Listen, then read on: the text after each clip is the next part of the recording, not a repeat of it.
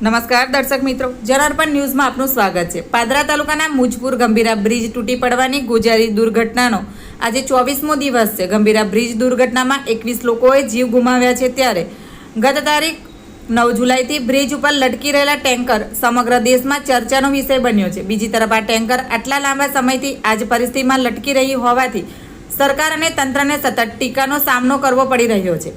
તેવામાં હવે રાજ્યના મુખ્યમંત્રી ભૂપેન્દ્ર પટેલે આ ટેન્કર વહેલી તકે બ્રિજ પરથી હટાવવા અધિકારીઓને કડક સૂચના આપી હોવાનું જાણવા મળી રહ્યું છે, જેથી આજરોજ વહેલી સવારથી જ નિષ્ણાતોની ટીમ ટેન્કર હટાવવા માટે કામે લાગી છે।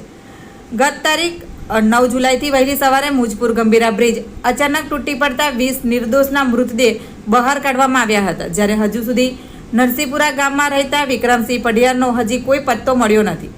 બીજી તરફ બ્રિજ પર લટકી રહેલા ટેન્કર હવે સરકાર અને તંત્ર માથાનો દુખાવો બનીને બેઠી હોય તેવું લાગી રહ્યું છે, કારણ કે બ્રિજ ઉપર લટકી રહેલું ટેન્કર છેલ્લા 23 દિવસથી એક જ સ્થિતિમાં લટકી રહી હોય અને તેને હટાવવાના આવતા લોકો તંત્ર અને સરકારને ટીકા કરી રહ્યા છે। તેવામાં રાજ્યના મુખ્યમંત્રી ભૂપેન્દ્ર પટેલની કડક સૂચના બાદ ગત રાતથી બ્રિજના આનંદ તરફના છેડે તમામ જરૂરી મશીનરી લાવી દેવામાં આવી છે।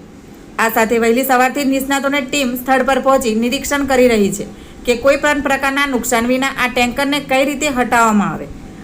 ત્યારે તેમણે જણાવી દઈએ કે 10થી વધુ નિષ્ણાતોની ટીમ બ્રિજ પર લટકી રહેલા ટેન્કરને હટાવવા માટે તમામ જરૂરી સેફટી સાધનો સાથે પહોંચી છે, જ્યારે ટેન્કરને કાઢવા માટે જરૂરી સપોર્ટ લગાવવામાં આવી રહ્યા છે।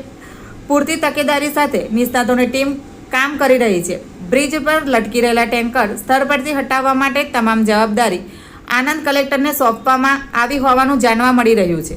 મુખ્યમંત્રી ભૂપેન્દ્ર પટેલની કડક સૂચના બાદ આખરે તંત્ર પોતાની જવાબદારી સ્વીકારી અને છેલ્લા 23 દિવસથી લટકી રહેલી ટેન્કર ટૂંક સમયમાં હટાવી લેવાશે તેવી જાણકારી પ્રાપ્ત થઈ રહી છે। Bureau report, જનાર્પણ news. આવા જ નવા સમાચાર જોવા માટે જોડાઈને રહો જનાર્પણ ન્યૂઝ સાથે। અમારી ચેનલને લાઇક કરો, શેર કરો, સબસ્ક્રાઇબ કરો। ધન્યવાદ।